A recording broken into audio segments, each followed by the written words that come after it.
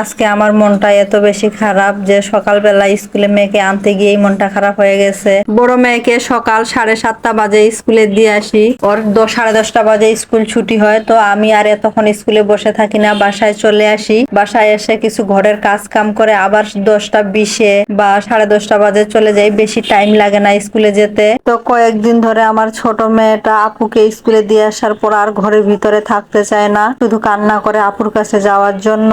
ও ঘরের ভিতরে অনেক কান্নাকাটি করে দেখি আমি এখন 10টা বাজলেই স্কুলে চলে যাই। ওই জায়গায় আরো অনেক গার্জিয়ান আসে, ওদেরও বাচ্চা কাচ্চা আসে। তো ওই জায়গায় বাচ্চাদের সঙ্গে খেলে ছোট মেয়েটা আমার। তো আজকেও আমি 10টা বাজে চলে গেছিলাম স্কুলে। ওই জায়গায় যাওয়ার পরে দেখি মানে গার্জিয়ানরা এক জায়গায় অনেক রকমের কথা বলে, আমি শুধু বসে বসে শুনি। আজকে শোনার পর আমি আর বসে থাকতে পারিনি, শেষে একটা ভাবির কথার উত্তর দিছিলাম। তো আমার কথার উত্তরে ভাবি রাগ করছে, অনেক পছন্দ হয়নি তার আমার কথাটা। তো এইভাবে বলতে বলতে এক পর্যায়ে তর্কে চলে গেলাম। তো আমি ভাবতেছি না আর বেশি কিছু বলা যাবে না, যাই হোক, নাহলে শেষমেশ দেখা যাবে যে আরো অনেক বড় হয়ে যাবে ব্যাপারটা। এই বলে আমি চুপ হয়ে গেছি, আমি আর কোনো কথা বলিনি। আমি সব সময় চেষ্টা করি যে যদি কেউ কোনো কথা না বুঝে তাকে আমি একবার বোঝানোর চেষ্টা করি, কিন্তু পরবর্তীতে সে যদি না বুঝে ওর কথাটাই বলে, তাহলে আমি আর ওই জায়গায় কিছুই বলি না। আমি বলি আপনি যেটা বলছেন আসলে সেটাই ঠিক। কিছু কিছু ক্ষেত্রে এমন লোক আছে যে তারা যেটা বলবে সেটাই, মানুষের কথা শুনতেও চায় না বা বুঝতেও চায় না যে সে কি বলতেছে। সেই ক্ষেত্রে আমি মনে করি সে যেটা বলে সেটাই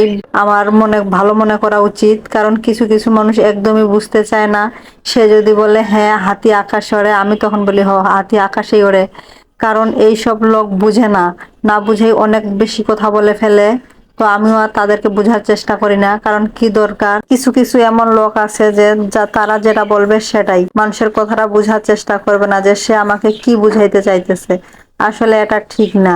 আমরা কিন্তু মানুষ, আমরা ভুল করতেই পারি, আমাদের দ্বারা ভুল হতেই পারে। তো যাই হোক, এই কারণে ভাবির সঙ্গে একটু কথা কাটাকাটি হয়েছে। তো আমার এখন আর ভালো লাগতেছে না, অনেক বেশি খারাপ লাগতেছে। সারাদিনই ভালো লাগে নাই, সারাদিনই আমার দিনটা কেমন যেন গেছে। আমি সব সময় চাই মানুষের সঙ্গে যেন আমি তর্কে না জড়াই, আর কেউ যেন আমার কোনো কথায় বা কোনো ব্যাপারে আঘাত না পায়, আমি সেই চেষ্টাই করি।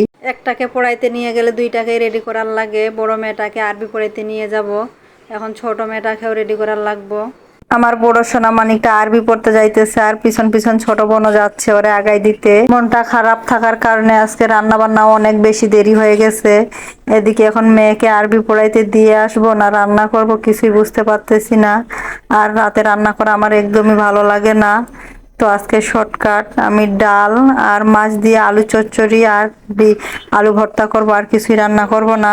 আমার মনে হয় সব সময় কথা কম বলা ভালো, কারণ দেখা যায় যে অনেক সময় বেশি কথা বললে এই মানুষ পছন্দ করে না, আবার কম কথা বললেও মানুষ পছন্দ করে না। আসলে মানুষের মন কখনোই পাওয়া যায় না। যদি কথা বেশি বলেন তাহলে বলবে বাচাল, বেশি কথা বলে। আর যদি কথা কম বলেন তাহলে বলবে অহংকার, কথা বলতে চায় না মানুষের সঙ্গে। আসলে মানুষের মন কখনোই পাওয়া যায় না। অনেক সময় চিন্তা করি যে যা আর মানুষের সঙ্গে কথাই বলবো না, কিন্তু এই পৃথিবীতে বেঁচে থাকতে হলে মানুষের সঙ্গে তো কথা না বলে আর থাকা যাবে না। সবার সঙ্গে কথাও বলতে হবে, সবার সঙ্গে মিলেমিশেও চলতে হবে, কারণ এই পৃথিবীর নিয়মটাই এইরকম। পৃথিবীতে আপনি তখনই ভালো মানুষ হতে পারবেন যখন চোখে দেখাও আপনি অন্ধ হয়ে থাকবেন, আর কানে শুনেও টোসা হয়ে থাকবেন, আর মুখে কোনো কথা বলবেন না, বোবা হয়ে থাকবেন। আপনি তখনই ভালো মানুষ হতে পারবেন, তার আগে আপনি কখনোই ভালো মানুষ হতে পারবেন না। কারণ মানুষের কোনো কিছু প্রতিবাদ করতে গেলেই আপনি খারাপ হয়ে যাবেন।